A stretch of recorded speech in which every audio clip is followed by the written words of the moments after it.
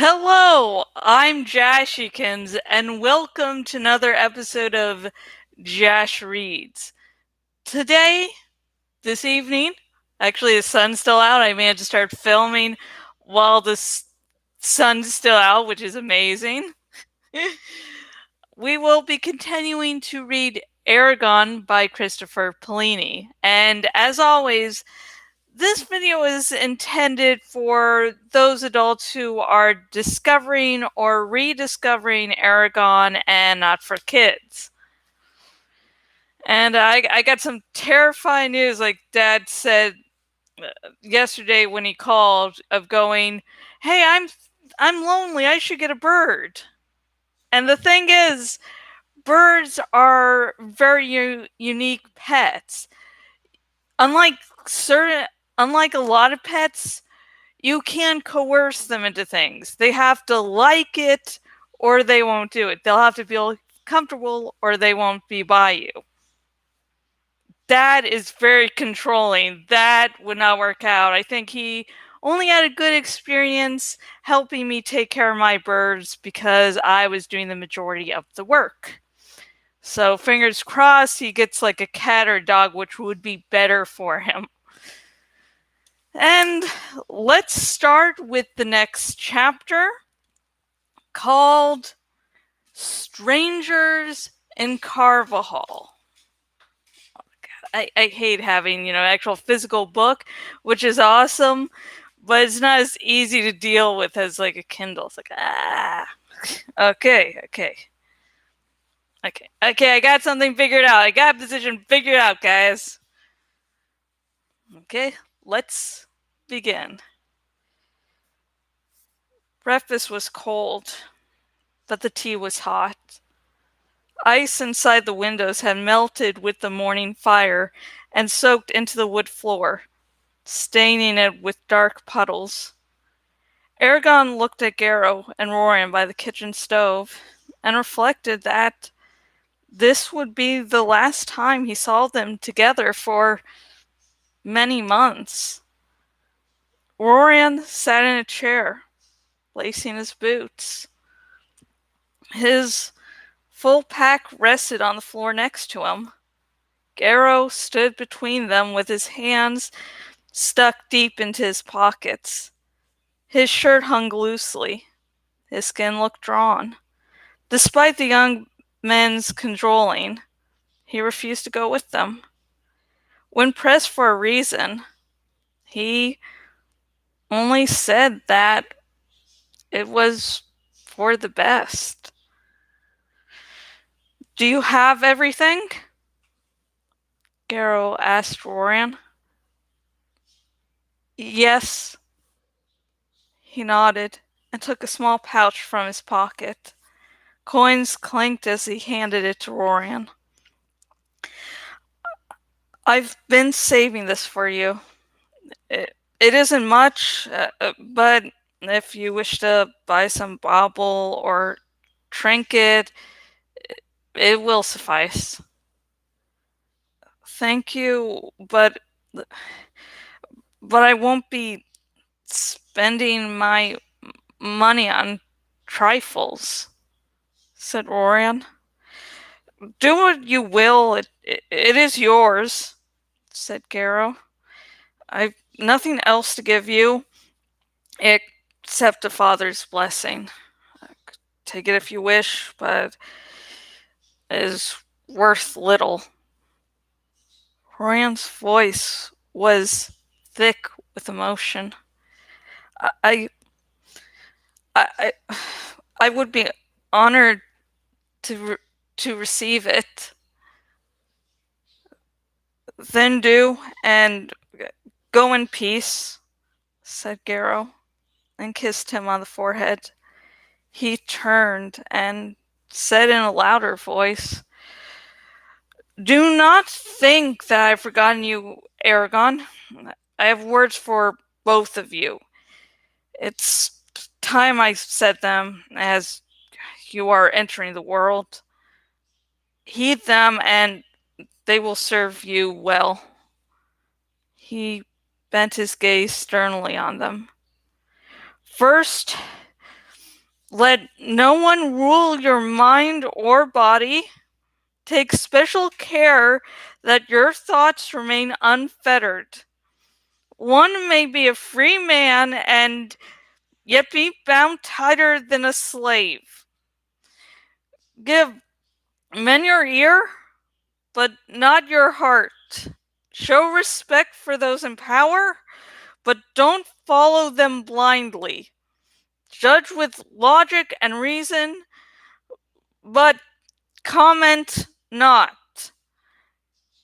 Consider none your superior, whatever their rank or station in life.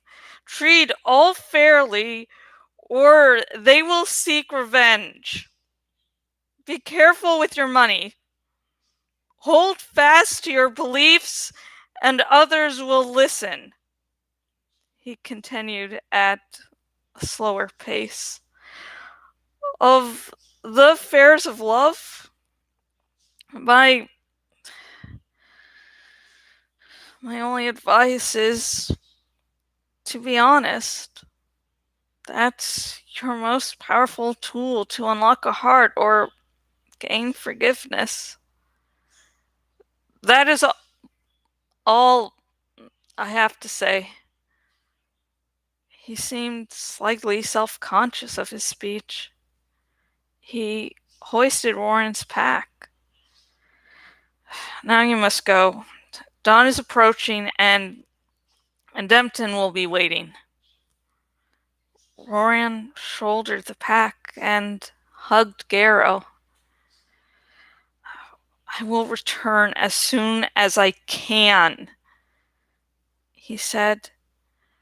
Good, replied Garrow. Now go and don't worry about us. They parted reluctantly. Eragon and Roran went outside, then turned and waved. Garrow raised a bony hand, his eyes grave, and watched as they trudged to the road. After a long moment, he shut the door. As the sound carried through the morning air, Roran halted. Eragon looked back and surveyed the land. His eyes lingered on the lone buildings. They looked pitifully small and fragile. A thin finger of smoke trailing up from the house was the only proof that the snowbound farm was inhabited. There is our whole world, Roran observed somberly. Eragon shivered impatiently and grumbled. A good one, too. Roran nodded, then straightened his shoulders and headed into his new future. The house disappeared from view as they descended the hill. And that's the end for this video. We barely got started on the chapter. And yay! Roran's leaving! Happy days! I will admit this was one of the harder things to do dramatic reading of, because I saw Garrow as, wanting to show his emotions. No, Garrow's doesn't want to show his emotions at all, but because of how emotional the moment is, these emotions keep slipping out. So, you want to convey this strong attitude, but at the same time, he's breaking apart. And I don't think I'm a good enough, person to pull that off. So, but I tried. And dang. I had near the final paragraphs, I practiced one way, actually practiced a few different ways, and it seems like a couple of the ways I wanted to read ended up happening at once. So that was interesting.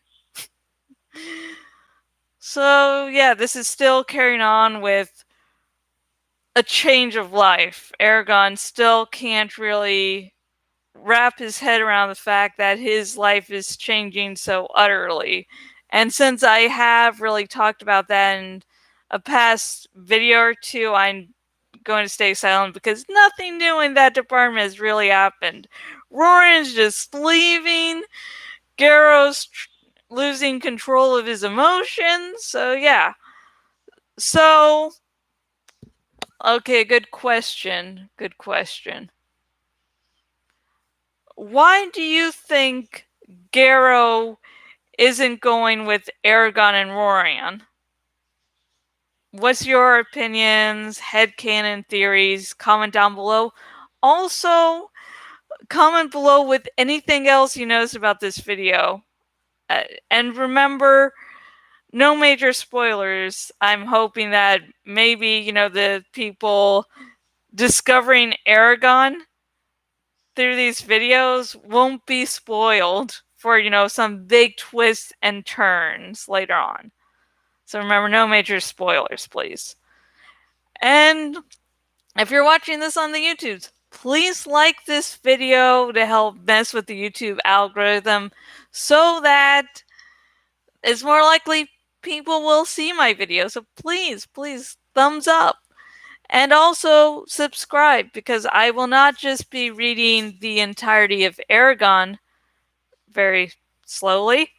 I'll be doing a dramatic reading of the entire inheritance cycle very slowly. So you don't want to miss that, hopefully. And if you're watching this on my blog and watching on the desktop version of my blog, please choose the follow by email option so you will never miss out on any of my content ever again. And let's see. Oh yeah, it's my half-brother's birthday today, so happy birthday, Ethan. Hi, I didn't forget because Facebook reminded me. And I hope everyone is keeping safe during this time. And if you're an essential worker or for some reason have to leave the house, that you remain safe as possible. And remember, if you don't have to go out, don't go out. And trust me, it's getting maddening to me too, and I hardly go out at all. So, hope everyone is staying safe. And after I end this video, I am going to snack because I started getting hungry during the starting of filming this. Bye. Bye.